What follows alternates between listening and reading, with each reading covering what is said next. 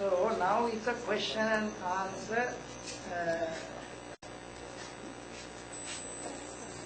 Can the resource person please take seats there so that the questions to be, answers to be given to the questions expected. Yeah, I want the audience to put questions because now I sometimes listen to the TV and radio and they say, "Do you have any questions?" and so on. That person who makes a question or asks a question, he spends more time than the presenter. So here, so it's not your view or anything like that. This is termed questions and answers. Questions from you, answers from the resource person.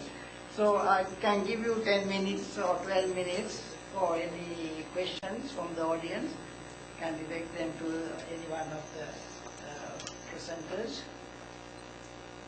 Yes, one. I'm happy to see a lot of moral graduates and connected fields.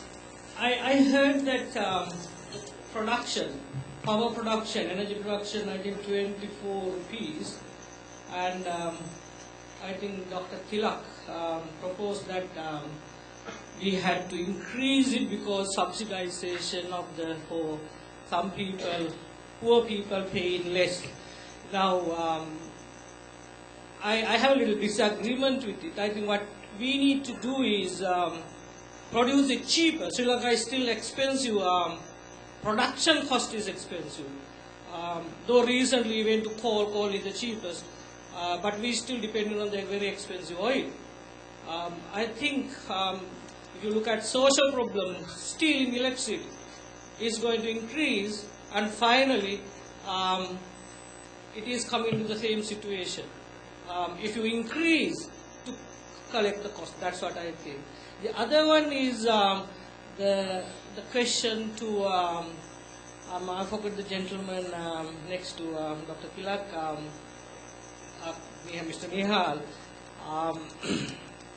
The brake, when it braking, absorbing the braking energy and charging the battery. What is the difference? Because I think hybrid cars are doing the same. What is the difference in your? I would like to know if it is okay. Thank you. Can you announce the name if somebody is, if these things are being recorded? Just mention your name. Damit Vikramanayaka, I am on sabbatical in KDU now. Should I respond quickly? Yes, please. Yes, I'll respond to the first question. Your question was, when subsidies are removed, will the price go up? No, it's a rebalancing of subsidies, which will actually keep the average price the same. You also said costs have to be reduced. Yes, the costs are going down gradually. So costs are already 30% down compared with last year. So now the question is how soon the government will authorize the Regulatory Commission to pass down the cost to the customer. So there is still some political angle in exercising these legal provisions. Costs are coming down. Okay, to answer the question about the hybrid cars, in all hybrid cars what people have done is mostly you have brought the battery pack, then wheel motors, then you try to extract energy back into the motor from the wheels. But what we try to say is don't bring any one of them, build your own motor on the wheel itself without adding external parts. So that no weight is added. Well, do you think this demand side management is a solution for this, one of the solutions for your problem? Yes, it's one of the solutions, certainly not the only solution, but there is a real issue which is already in front of us. Since you have not emphasized on this, so is it an expensive solution? No, it is not an expensive solution.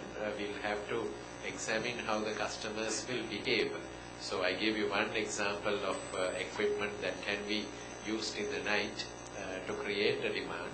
Then how about having some things such as interruptible pricing. So even large industries, they agree for a say 10% discount on pricing, and they get a telephone call saying that I want to switch you off in half an hour, are you going to take it or not? So the agreement perhaps says there will be 30 such requests every year, out of which you can refuse 10 but accept 20, and for which you get a rebate. So there are many things that can be piloted, studied, mathematically modeled, and then implemented. Thank you, sir. I have Uday Damodaran from KD.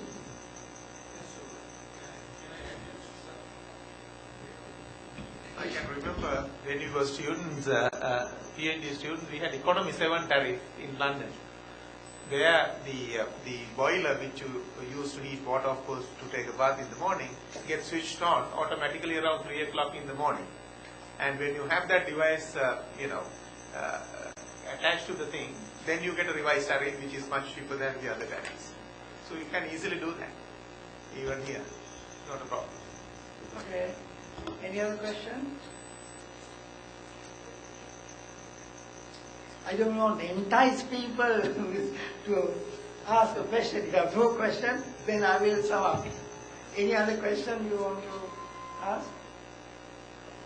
Why we don't have net metering in Sri Lanka? We have.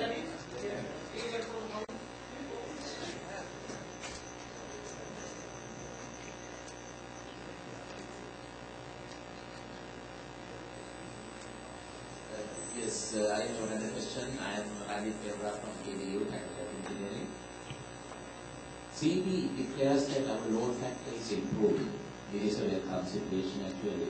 At the time it was below 60%, now it has passed 60%. My question is probably to Kila and Priyank both, whether this 3-tier tariff has helped in that.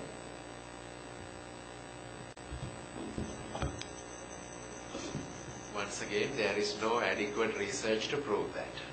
Okay, so that's why I say that there's a lot of soft research and modeling to be done. You saw that curve, you can beautifully model it with a complex mathematics function, and then build the customer load profiles into the same mathematical function. So a quick answer is that, in fact, I am personally not sure whether the load factor is improving, because there are some there are some problems with definitions. There are some problems with definitions which causes the load factor to apparently improve, but I doubt whether it is actually improving. Secondly, what you said is that we have a 3-interval time of use pricing, which was made mandatory from 2011 for medium and large customers only. So yes, it may be causing some improvement, some customers doing their water pumping in the night, large factories, etc. But then the real truth of the situation is we do not know. There is not enough research, not enough load research to understand the customers. So in summary, our supplier does not know his customers. Okay, I think shall we conclude the question and answer so that we can sum up?